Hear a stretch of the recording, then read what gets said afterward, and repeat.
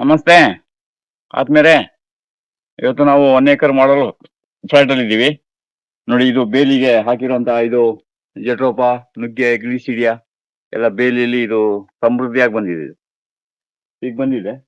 ನಾವೇನ್ ಮಾಡ್ಬೋದು ಅಂದ್ರೆ ಅದನ್ನ ಯಾವಾಗ ಬೇಕಾದ್ರೆ ನಾವು ಕಟ್ ಮಾಡ್ಕೋಬಹುದು.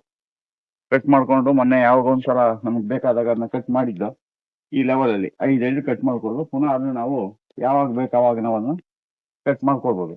ಇಲ್ಲ ಅದನ್ನ ಬುಡಕೆ ಕಟ್ ಮಾಡಿದ್ರು ಅದು ನಿಂತ್ಕೊಳ್ಳುತ್ತೆ. ಅದ್ರ ಜೊತೆಲಿ ಒಂದೊಂದು ನುಗ್ಗೆನೂ ಬಂದಿದೆ. ಇದನ್ನು ಇಲ್ಲಿ ನಾವು ಕಟ್ ಮಾಡಿ ಇಟ್ಕೊಂಡಿದೀವಿ.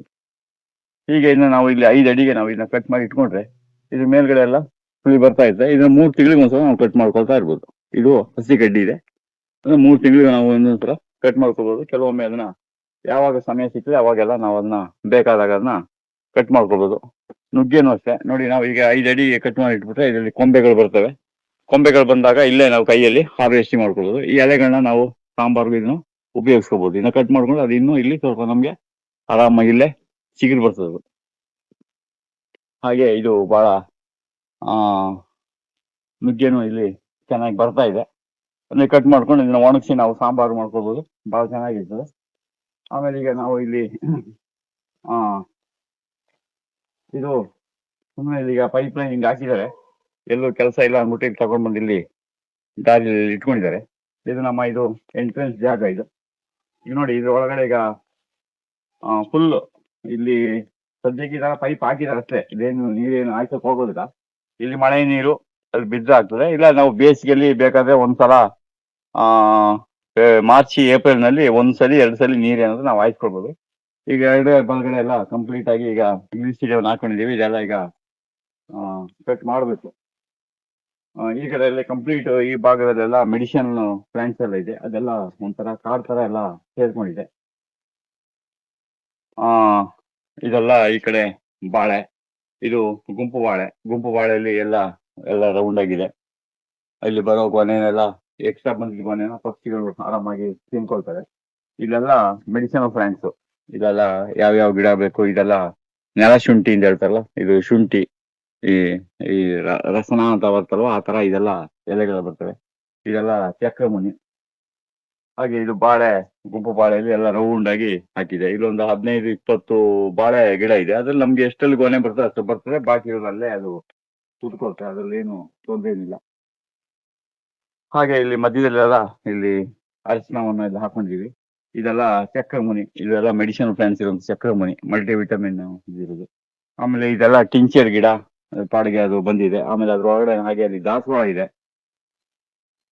ಆಮೇಲೆ ಇದೆಲ್ಲ ಬೇರೆ ಬೇರೆ ಹೂವಿನ ಗಿಡಗಳು ಇಲ್ಲಿ ಈ ತರ ಹಾಕೊಂಡಿದೆ. ಹಾಗೆ ಇದೆಲ್ಲ ಕೆಲವು ಗಿಡಗಳು ಉಳಿತಾ ಇರ್ತವೆ, ಕೆಲವು ವಯಸ್ಸಾಗ್ತಾ ಇರ್ತವೆ. ಹಾಗೆ ಇದೆಲ್ಲ ಗ್ಲಿಸಿಡಿಯಾ. ಇದೆ ಹೇಗ್ ಬೇಕು ಹಾಗೆ ನಾವು ಹಿಂಗೆ ತಿರ್ಗಾಡ್ತಾ ಹಿಂಗೆ ಕಟ್ ಮಾಡ್ಕೋಬಹುದು. ಅಥವಾ ಮಚ್ಚಲ್ಲೂ ನಾವು ಇದನ್ನ ಕಟ್ ಮಾಡ್ಕೊಳ್ಬಹುದು. ಬರೀ ಇದು ತಿರ್ಗಾಡಕ್ಕೆ ದಾರಿ, ಯಾರು ವಿಸಿಟರ್ಸ್ ಬಂದ್ರೆ ತಿರ್ಗಾಡ್ಬೇಕಲ್ಲ, ಅದಕ್ಕೆ ಇದು ದಾರಿಯನ್ನ ಹೀಗೆ ಇಲ್ಲಿ ನಾವು ಇಲ್ಲಿ ಬಿಟ್ಕೊಂಡಿದ್ದೇವೆ.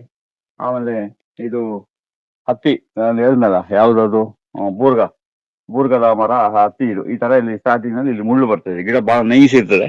ಇಲ್ಲಿ ಬೂರ್ಗ ಇಲ್ಲಿ ಮೇಲೆ ಅಲ್ಲಿ ಹೋಗಿದೆ.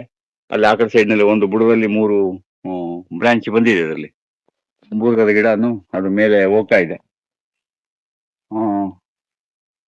ಹಾಗೆ ಇಲ್ಲಿ ಪೈಪ್ ಇಲ್ಲಿ ತಿರ್ಗಾಡಕ್ಕೆ ಅನುಕೂಲ ಆಗ್ತದೆ ಅಂದ್ಬಿಟ್ಟು ತಂದು ಇಟ್ಟಿದ್ದಾರೆ. ಇದೆಲ್ಲ ಅರಿಶಿಣ. ಇದು ಅದು ಕಾರಿಗೆ ಅದು ಬರ್ತಾ ಇದೆ. ಇನ್ನು ಇಲ್ಲಿ ಪಕ್ಷಿಗಳಿಗೆಲ್ಲ ನೀರಿಗಿಟ್ಟಿದೆ. ಇದು ಮಡಿಕೆ ಈ ಕೆಳಗಡೆ ಬಿದ್ದಿದೆ.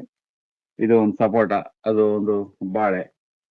ಹೀಗೆ ಬಂದ್ರೆ ಇಲ್ಲಿ ನಾವು ನೀಲಿ ಅರಿಶಿನ ಕಳೆದ ಸಲ ಇಲ್ಲಿ ಅಗಿವಾಗ ಸಿಗ್ತಲ್ಲ, ಅದೇ ಅರಿಶಿನ ಈ ಡಯಸಪಗೆ ಗೆಣಸನ್ನ ಇಲ್ಲಿ ಹಾಕಿದ್ಮೇಲೆ ಅದು ಪಾಡಿಗೆ ಅದು ಬರ್ತಾ ಇರ್ತದೆ ರಸ್ತೆಯಲ್ಲಿ. ಇದೊಂದು ಸೀಬೆ ಗಿಡಕ್ಕೆ ನಾವು ಈ ತರ ಇಲ್ಲಿ ಕುತ್ಕೊಂಡಿದ್ದೇವೆ. ಹಾಗೆ ಸಪೋಟ. ಹಾಗೆ ಇಲ್ಲಿ ಬಾರ್ಡ್ರಲ್ಲಿ ಸ್ವಲ್ಪ ಇರ್ಬೇಕು ಅಂದ್ಬಿಟ್ಟು ಸೈಡ್ ಅಲ್ಲಿ ಒಂದೊಂದು ಅಡಿಕೆ ಗಿಡಗಳನ್ನ ಇಲ್ಲಿ ಹಾಕೊಂಡಿದೆ. ಹಾಗೆ ಇದು ಮತ್ತೊಂದು ಬ್ಲಾಕ್ ಇದೆ. ಇಲ್ಲೂ ಅರಿಶಿನ ನಾವು ಬೇಕಾದಾಗ ಹಾಕೊಂಡಿದ್ದೀವಿ. ಅದೆಲ್ಲ ಮೇಲೆ ಬರ್ತದೆ. ಅಲ್ಲೂ ಗುಂಪು ಬಾಳೆ ಇದೆ. ಆಮೇಲೆ ಇಲ್ಲಿ ಹನುಮಪ್ಪದ ಗಿಡ ಇದು ಮೇಲೆ ಹೋಗಿದೆ. ಕಾಯೆಲ್ಲ ಆಗಿದೆ. ಈಗ ಕಾಯಿ ಮುಗಿದಿರುವಂತ ಸೀಸನ್ ಇದು. ಅದ್ರ ಪಕ್ಕದಲ್ಲಿ ಇದೊಂದು ನೋನಿ. ಇದು ಒಂದು ಅಮೃತ ನೋನಿ. ಇದು ಒಂದು ಅಮೃತ ನೋನಿ ಗಿಡ ಇದೆ ಪಕ್ಕದಲ್ಲೇ ಇದೆ. ಹಾಗೆ ಅಗಸೆನೂ ಬಹಳ ಸಮೃದ್ಧಿಯಾಗಿ ಬಂದಿದೆ ನೋಡಿ. ಅಗಸೆ ಯಾವ ಸೈಜ್ ಇದೆ ಇದು. ಇದು ಮುಪ್ಪಾದ್ಮೇಲೆ ಇದು ಪಾಡಿಗೆ ಇದು ಹೋಗ್ಬಿಡುತ್ತೆ. ಇದಕ್ಕೆ ನಾವು ಪೆಪ್ಪರ್ ಅಂಟಿಸ್ಕೊಳ್ಳೋದು. ದಾರಿ ಪಕ್ಕದಲ್ಲಿ ಇರೋದ್ರಿಂದ ನಾವು ಅದಕ್ಕೆ ಪೆಪ್ಪರ್ ಅಂಟಿಸೇನು ಅದು ಹೋಗಿಲ್ಲ. ಆಮೇಲೆ ಇದು ನಾವು ಅಗಸೆನೆ, ಇದು ಅಗಸೆನೆ ಇದೆ. ಬಾದಾಮ್ನೆಲ್ಲ ನಾವು ಯೂಸ್ ಮಾಡಿದ್ವಿ. ಇದು ಒಂದು ಬಟರ್ ಫ್ರೂಟ್ ಗಿಡ. ಇದು ಬಟರ್ ಫ್ರೂಟ್. ಇದು ಇನ್ನು ಮೇಲ್ಗಡೆ ಬಂದಿದೆ. ಇನ್ನು ಇದರಲ್ಲೂ ಈಗ ಫಸಲು ಆಗುತ್ತೆ ಇದರಲ್ಲಿ. ಹಾಗೆ ಇಲ್ಲಿ ಬಾದಲ್ಲಿ ಅಷ್ಟೇ ಇದೆಲ್ಲ ನಾವು ಬೀಸಿದವನ್ನ ಇದು ಹಾಕೊಂಡಿದೀವಿ. ಇನ್ನು ಯಾಕೆ ಬೇಕಾಗಿ ನಾವು ಇದೆಲ್ಲ ಹಾಗೆ ಇಲ್ಲಿ ಕಟ್ ಮಾಡ್ಕೋಬಹುದು. ಕಟ್ ಮಾಡ್ಬೋದು. ಹೀಗೆ ಪುನಃ ಕಟ್ ಮಾಡಿದ್ರೆ ಅದು ಸಿಗುತ್ತಾ ಇರ್ತದೆ. ಅದು ನುಗ್ಗೆ ನೋಡಿ. ನುಗ್ಗೆ ಗಿಡ ಬಿದ್ದೋಗಿದ್ರು ನೋಡಿ, ಅಂದ್ರೆ ನುಗ್ಗೆ ಗಿಡ ಏನ್ ಹೇಳುತ್ತೆ ಅಂದ್ರೆ ಅದು ಹೇಗೆ ಬಿದ್ದೋಗಿದ್ರು ಅದ್ ಮೇಲೆ ಎದ್ ನಿಲ್ಲುತ್ತೋ ನೋಡಿ, ಅಲ್ಲೆಲ್ಲಿ ನೆಲಕ್ಕೆ ಎಲ್ಲ ಬಿದ್ದರೆ ಅಲ್ಲೆಲ್ಲ ಅದು ನುಗ್ಗೆ ಇದಾಗಿದೆ. ಹಾಗೆ ನುಗ್ಗೆ ಸೊಪ್ಪನ್ನ ಯಾರು ಬಳಸ್ತಾರೋ ಅವರು ಅನಾರೋಗ್ಯದಿಂದ ಬಿದ್ದೋಗಿದ್ರು ಎದ್ದು ನಿಲ್ತಾರೆ ಅನ್ನೋದು ಒಂದು ಸಂಕೇತ. ಒಂದು ಗಿಡಗಳ ಲಕ್ಷಣ ಏನಿದೆಯೋ ಅದೇ ಲಕ್ಷಣಗಳು ನಮ್ಮ ದೇಹದ ಮೇಲೂ ಅದು ಪರಿಣಾಮ ಬೀರ್ತದೆ.